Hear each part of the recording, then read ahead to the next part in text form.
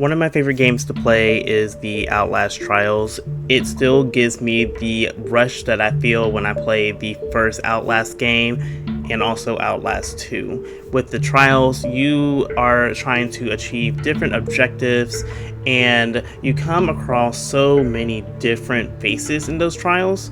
However, one of those faces that stands out to me the most is the Night Hunter. His playful, predator-like demeanor resembles a game of hide-and-seek in the darkness. You can't hide. You sure can't hide from the man with the X-ray eyes. Shifted to frustration and irritation as the light strips away his advantages.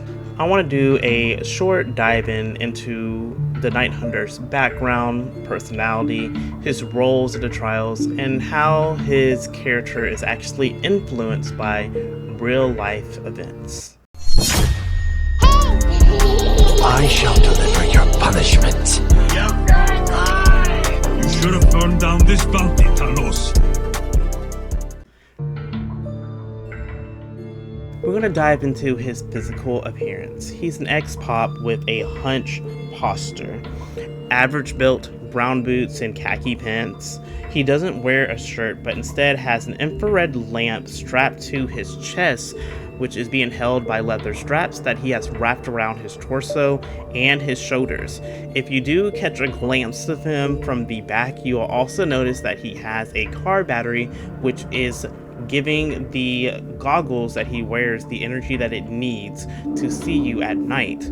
His right upper arm, if you catch it, is covered in crimson red rash-like streaks that extends to his head, possibly by the faulty equipment that he is wearing. His goggles are studded to his face with several cables and rods that runs through his scalp and his exposed scalp. He mentions a war, which could be the reason for his heavily damaged face and his lips missing, which is exposing his bloody teeth. Boy, I tell you, if I had these, the war ain't like the war at all. However, this can also be a result from Murkoff's experiments on him. Night Hunter's goal in the trials is to track and kill reagents.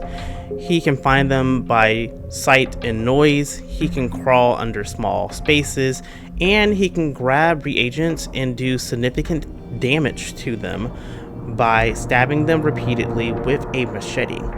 Now, as I mentioned earlier, he does have goggles on his face that does not move, and those goggles never turn off, giving him an advantage when he's in a room of darkness. However, that demeanor does change depending on his environment, because if he's in the darkness, he has a very giddy, predator-like personality that basically mocks you with his equipment and calls reagents glowworms, and his voice lines is focused on his ability to see in the dark, demonstrating his confidence in his talent and the equipment that he is currently wearing.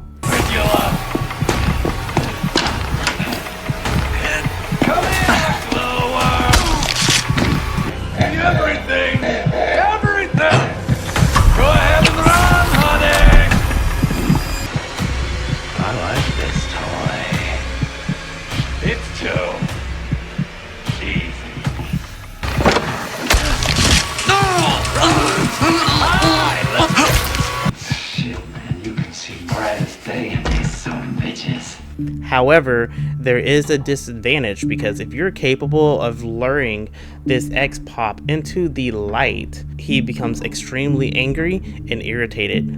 After being lured out of the darkness, his advantages become his worst enemy. At this point, he is now shielding his goggles from the light. He now has to rely on his ears and hope that the reagent makes a noise. He just gets so angry and frustrated, and this is where the blame comes in for the shortcomings of his equipment, or he'll begin mocking the people that boosted his confidence. He'll go into rants about how the equipment is garbage and blames it on heavy weight. I'll fucking kill you. When you go through these trials, you will stumble upon evidence. Throughout those documentation, there is one that is classified for the Night Hunters, and that the Night Hunters are a result of military experiment to augment soldiers with night vision abilities. Also in the classified file, the Night Hunters suffer from manic depressive disorder and narcissism, which is a result from what they went through with them feeding them those delusions and telling them that they were superhuman and that they was an evolution of humans. All of that stems down from that, and it really put them in a position to where they really do consider themselves to be superhuman and that they are a step above other humans. It's also mentioned in the evidence file titled All But One. The Night Hunters initially lacked an XPOP classification file due to them being taken for research before the mole could copy and plant the files within the trial. Now we're going to cover a little bit of how this relates to World War II projects. As I mentioned earlier, the experiment took inspiration from late World War II projects, such as Nazi human experimentation research, which was supplied by Operation Paperclip scientists. I'm not going to try to pronounce this word, I'm going to put it on the screen here, but the night vision goggles are based off of this, and that is also known as codename Vampire. Now, originally this was in development during World War II, and they were an attachment for about 44 assault rifles to help the soldiers combat at night. However, since this development came very late in World War II, it never made it to the Army trial, and only 310 units were produced. Operation Paperclip, and the quickest summary I can provide, was a secret US program after World War II to recruit German scientists, engineers, and doctors. That included Dr. Heim, and many had ties to the Nazi Party. However, the US aimed to use their expertise in missile technology, medicines, and weapons during the Cold War.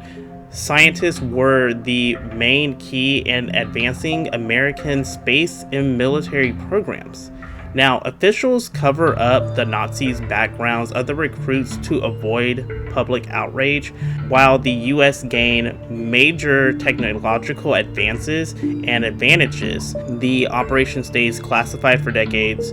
Debates about justice versus national interests, and Operation Paperclip remains a controversial chapter in American history.